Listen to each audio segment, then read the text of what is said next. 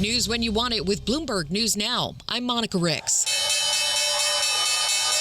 And that's your closing bell on Wall Street. Stocks lost a bit of ground today after hitting all-time highs on Christmas Eve, but not by much. The markets were pretty flat. The Dow lost just 20 points. The Nasdaq also lost 20 points. The S&P was down just 2 points. The 10-year Treasury yield at 4.1%. The 2-year yield at 3.48%. The dollar still headed for its worst week since June as gold and silver smashed records today. Spot gold rose to a peak above $4,540 an ounce. Spot silver crossed $77 an ounce. Both are on track for their best annual performances since 1979. Flight cancellations keep climbing nationwide. About 1,500 have now been scrapped and close to 6,000 delayed due to winter storm warnings in New York, New Jersey, and Connecticut. Bloomberg's Josh Saul says that snow's coming just in time for a very busy holiday travel weekend. Could be up to 9 inches in these areas. Yeah, it should be the most we had since 2022. And that means a lot of, you mentioned LaGuardia, it means a lot of flight cancellations. Flights starting all around the world that are supposed to get here right when the storm is kind of at its thickest. A lot of those flights are being canceled. Bloomberg's Josh Saul on Bloomberg's Balance of Power. Flights have been so bad this year, he says more people have opted to drive despite those hazardous conditions. AAA actually expects millions on the road between now and January 1st. Out west, Californians could start evacuating over threats of flash floods and mudslides. High surf in Los Angeles and avalanches around Lake Tahoe are also a big concern.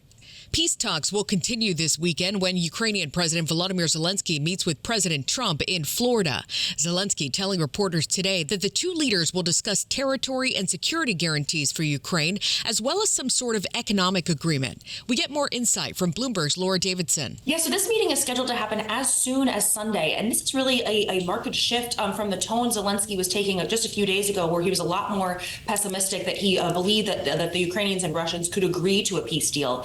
There's been weeks of sort of shuttle diplomacy with U.S. officials meeting with both Ukrainian and Russian officials separately, but never really making much of a breakthrough. The key sticking point in this 20-point peace plan that's been put together is whether it's territorial issues and whether Ukraine would be willing to give up some parts of their territory that they currently still control. That has been one key demand from the Russians. Ukrainians have been quite sour on that idea. So Zelenskiy is going for this face-to-face meeting down in Mar-a-Lago with the president to hash out some of these final details, potentially to move forward with a peace plan. That's Bloomberg's Laura Davidson reporting. Ukraine's president says he'd like European leaders to be involved, but doubts whether it'd be possible on such short notice. Separately, the Kremlin has said its representatives have made contact with the U.S. at President Vladimir Putin's direction, but didn't provide many more details.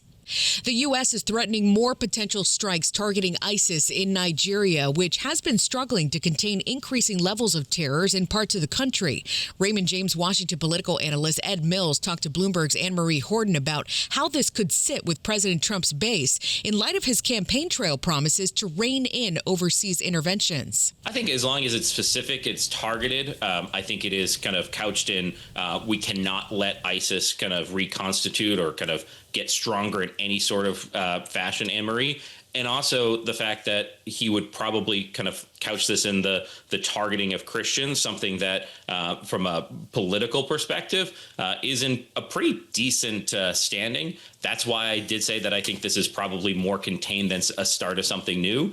Something that he has done quite well with his base is trying to maintain that contained military conflict. Political analyst Ed Mills of Raymond James.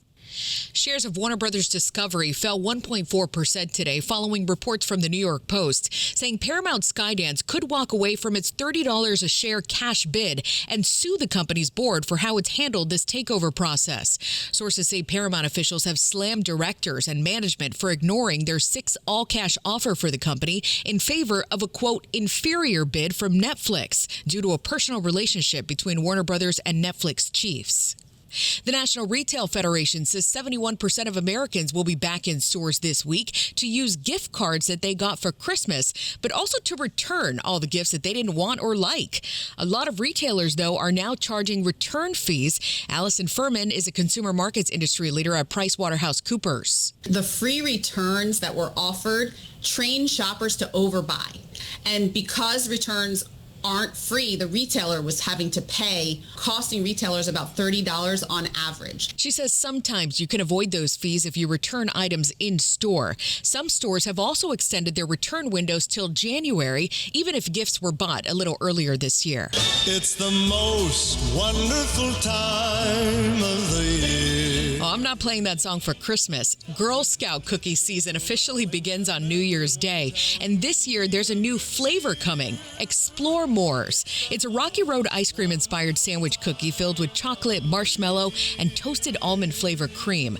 Online sales start January 1st. The Girl Scouts, though, will start setting up those in-person cookie booths in early February. And that's news when you want it with Bloomberg News Now. I'm Monica Ricks, and this is Bloomberg.